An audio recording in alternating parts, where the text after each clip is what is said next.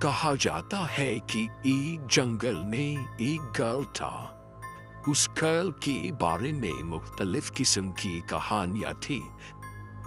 سنا تھا کہ کوئی بھی وہاں جاتا تو وہ واپس نہ آتا۔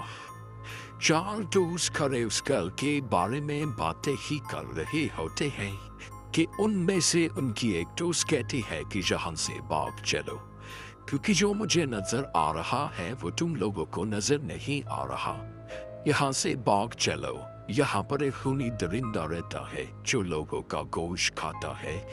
یہاں سے بھاگ چلو۔ وہ سب اس کا مذاق اڑاتے ہیں اور وہ وہیں کھڑے رہتے ہیں کہ اتنے میں باتیں کرتے کرتے ان کو پتہ ہی نہیں چلتا کہ شام ہو جاتی ہے۔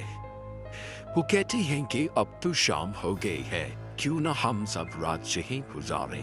وہ اپنی اپنی ٹارچ لے کر اس گھر کے اندر چلے جاتے ہیں اور باتیں کر رہے ہوتے ہیں۔ ان میں سے ان کی ایک دوست دوسرے کمرے میں جاتی ہے اور کہتی ہے میں پتہ لگاؤں گی کہ آخر یہاں ماجرا کیا ہے، ایسی کیا چیز ہے کہ جو لوگوں کو ڈراتی ہے۔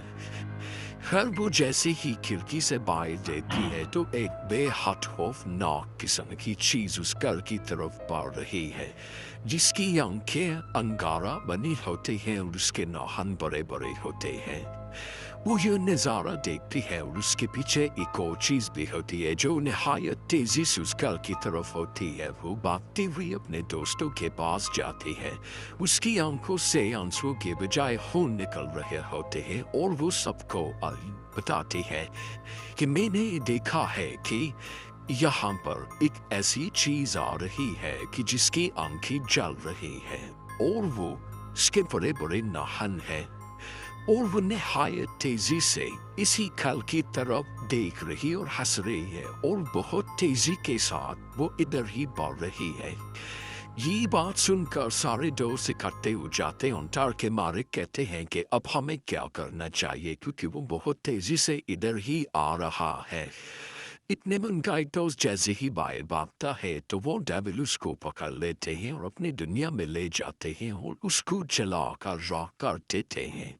اب وہ سارے دوست کہتے ہیں کہ ہمیں ایک ساتھ ہو کر یہاں سے نکلنا ہوگا، ہم میں سے جو بھی اکیلا رہ جائے گا تو یہ نہ ہو پھر اس کو مسئلہ ہو۔ وہ جیسے ہی نکلتے ہیں تو انہیں اپنا ایک دوست ویسا ہی نظر آتا ہے جو مدد مانگ رہا ہوتا ہے۔ خیر وہ جیسے ہی دوست اس کو ہاتھ دیتا ہے کہ وہ بھی گاڑی میں آئے تو وہ ڈیول بن جاتا ہے اور وہ ڈیول ایک اور دوست کو اپنے کھل کی طرف لے جاتا ہے اور وہاں لے جاتا ہے جہاں اس کے پہلے دوست کو لے کر گیا تھا، یعنی کہ ہنٹڈ ہاؤس۔ کہا جاتا ہے کہ اب بھی وہاں جو بھی جاتا ہے وہ واپس کبھی نہیں آیا۔